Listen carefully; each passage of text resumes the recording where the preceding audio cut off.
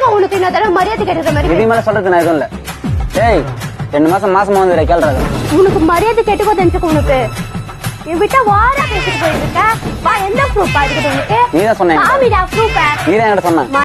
மட்டிக்கினாரு ஒருத்தர் இவரை காப்பாத்தணும் கத்திரி இவரை காப்பாத்தணும் கத்திரி மட்டிக்கினாரு ஒருத்தர்.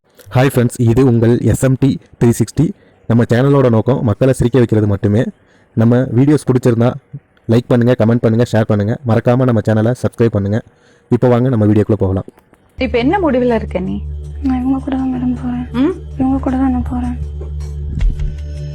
எனக்கு நீ வேணும். நீ அவன் கூட இருக்கியோ இல்லாம இருக்கியோ எனக்கு தெரியாது. 2 வருஷம் நான் உழைச்சு போட்டுக்கல. கொண்டாட்டில எனக்கு புருஷன் இல்லை.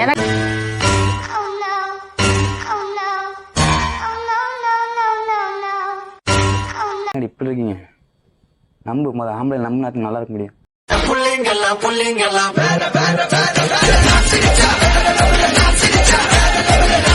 எட்டுல உங்க கணக்கு என்னது? 5 மேடம். 5 எதுக்கு எப்படி அது நடக்கும்?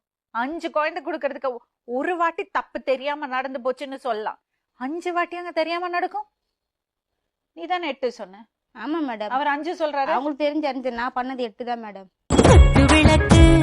குத்து விளக்கு சத்தியமான குடும்ப குத்து விளக்கு.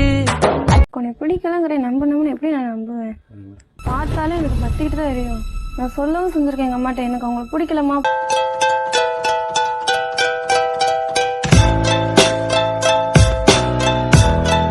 நான் வாழவே மாட்டேன். வாழ்றது நான் சுத்துறேன். நான் ஒரு அடபடம் அம்மா மூஞ்சி ஓட்ட படம் காயா ஒரு பழைய படம் காயனே கண்ணு ஓடும் என் கூட சொல்ல மேடம். அக்கா புருஷன் இதுதான். எங்க வைஃப் தானே மேடம். எல்லாத்துக்கும் என் வைஃப் தானே மேடம் வீட்டுக்கு.